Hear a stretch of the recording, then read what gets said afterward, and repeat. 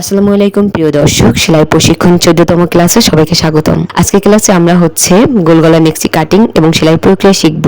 গত ক্লাসে paper cutting এর মাধ্যমে গোল গলা মেক্সি কাটিং দেখিয়েছিলাম, আর আজকে এখানে আমি কাপড় নিয়েছি 2.5 হাত বহরের 3 গজ 6 গিরা। কাপড়টা কিন্তু 4 ভাঁজে ভাঁজ করা আছে, ঠিক যেভাবে কামিজে কাপড় আমরা ভাঁজ করি সে একইভাবে একবার আড়াআড়ি এবং আরেকবার লম্বালম্বি ভাবে ভাঁজ করে 4 পার্ট করা আছে। কাপড়ের বন্ধ অংশটা আছে আমার দিকে এবং খোলা অংশটা আছে সামনের দিকে। তো এখানে দেখেন খোলা অংশ দিক থেকে আমি 1.5 ইঞ্চিতে একটা দাগ কেটে নিয়েছিলাম। প্রথমে এই দাগটা দিয়ে নেবেন, তাহলে বডিতে পরে টান ধরবে না, আর এই দাগটা কিন্তু আমি বড় করে দিয়ে নিয়েছি, মানে উপর থেকে নিচ পর্যন্ত দিয়ে নিয়েছি। তো এখান থেকে আমি মেক্সি লম্বা নিচ্ছি। মেক্সি লম্বা হবে 48 ইঞ্চি। 48 ইঞ্চি লম্বা জন্য আপনারা 3 গজ 6 গিরা কাপড় নেবেন। তো এখানে আমি 48 ইঞ্চি লম্বা নেওয়ার পরে আরো 4 ইঞ্চি বেশি নিচ্ছি সেলাইয়ের জন্য। 48 ইঞ্চি লম্বা এবং এরপরে যারা 4 ইঞ্চি বেশি নিয়েছি, দুইটাতেই আমি বড় করে দাগ দিয়ে নিয়েছি। তো এখন আমি বডি মাপ নেব। 1.5 ইঞ্চি যেই দাগ কেটে নিয়েছিলাম খোলা সাইড থেকে, সেখান থেকে 10.5 ইঞ্চিতে দাগ কেটে নিয়েছি। আমি কিন্তু এটা 42 ইঞ্চি বডির জন্য তৈরি করছি। তাহলে 42 এর 4 ভাগের 1 ভাগ কত? 10.5 ইঞ্চি। 10.5 ইঞ্চিতে আমি দাগ কেটে নিয়েছি আর দাগটাকে লম্বালম্বি করে নিলাম। আর দেখেন এখানে যে বাড়তি কাপড়টা আছে, এই কাপড়টাকে এই দাগের উপরে দাগ বরাবর ভাঁজ দিয়ে দিতে হবে। ভাঁজ দিয়ে দেওয়ার পরে আমি আবার মেপে দেখছি যে এখানে 10.5 ইঞ্চি বডি ঠিক আছে কিনা। আর দেখেন এখন এই যে কাপড়টা ভাঁজ করা অবস্থাতে আমি পুট এবং আর্মহোলে মাপ নেব। আমরা যখন একদমই নতুন অবস্থায় মেক্সি কাটিং করি তখন কিন্তু মনে প্রশ্ন আসে যে আসলে 2.5 হাত বহর এবং 2 হাত বহরের কাপড় দিয়ে মেক্সি কাটিংটা কিভাবে করব। দেখেন একইভাবে কিন্তু ভাঁজ করার প্রক্রিয়া, তাই না? কিন্তু এই যে এখানে যে ভাঁজ দিলাম, মানে বডির উপরে যে ভাঁজ দিলাম কাপড়টা, বাড়তি কাপড়, সেখানে একটু বেশি কাপড় রয়েছে, এই জন্য যে এটা 2.5 হাত বহরের কাপড়। 2 হাত বহরেও একইভাবে ভাঁজ দিবেন। আর এখানে বেশি কাপড় থাকা অবস্থাতেই কিন্তু আমরা পুট এবং আর্মহোলে মাপ নেব এইভাবে, ঠিক আছে? তো আর 42 ইঞ্চি বডির জন্য 7 ইঞ্চি পুট এবং 7 ইঞ্চি আর্মহোল নিলাম। তো এখানে পুট এবং আর্মহোলের মাপ নেওয়ার পর দাগগুলো জয়েন করে দিয়ে একটা বক্সের মতন হলে আমি কোণা থেকে 1 ইঞ্চিতে দাগ কেটে নিয়েছি। 1 ইঞ্চিতে দাগ কেটে দিয়ে ফিতাটাকে 2 ভাঁজ করে নিয়েছি এবং আর্মহোলে এখানে শেপ দিয়ে নিচ্ছি। আচ্ছা, মেক্সিতে কিন্তু হাতায় কোনো তালপাট কাটিং করার দরকার হয় না।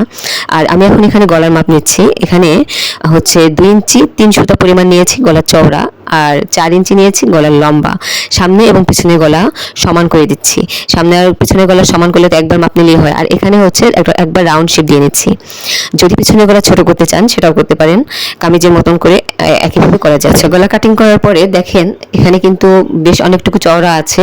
তো আমি এখান থেকে 3 ইঞ্চি পরিমাণ চওড়া নিচ্ছি মেক্সির যে পট্টি থাকে সেই পট্টির জন্য, গলার পট্টির জন্য। তো এখানে আর একটা বক্স করে নিলাম, সব দিকে যেন 3 ইঞ্চি থাকে সেজন্য।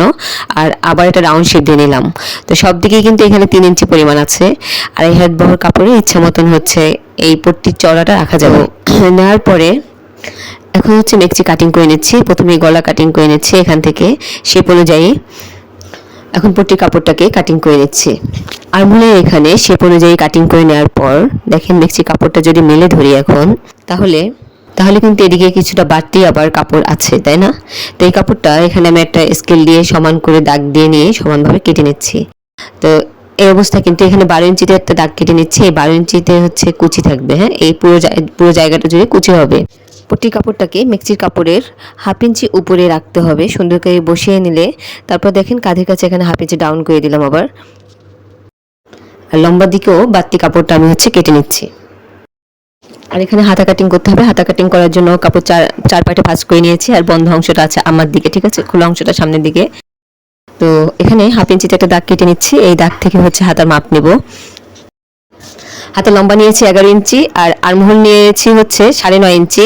তো খোলা পাশ থেকে আমি 3 ইঞ্চিতে একটা দাগ কেটে নিয়েছি। আর এই যে 3 ইঞ্চিতে ডাউন করে নিলাম, এই ডাউন সাইড থেকে ফিতাটাকে এইভাবে কোনাকুনি ধরে নিয়েছি। এখানে 9.5 ইঞ্চিতে একটা দাগ কেটে নিয়েছি। এখন এই 3 ইঞ্চি অনুযায়ী দাগ কেটে নিয়ে মাঝখানে যে শেপ দিব সেই শেপটাকে দেওয়ার জন্য ফিতাটাকে মাঝ বরাবর ভাঁজ করে নিয়েছি এবং চিহ্ন করে নিয়েছি। আর এখান থেকে আমি আর্মহোলের শেপটা দিয়ে নিয়েছি। হাতার মোহরা নিয়েছি 7 ইঞ্চি, সেলাইয়ের জন্য আরো 1 ইঞ্চি বেশি, টোটাল 8 ইঞ্চি। আর এখন আর্মহোলের সাথে মোহরার যে দাগ দিয়ে নিয়েছি তার সাথে জয়েন করে নিচ্ছি 2 দাগ।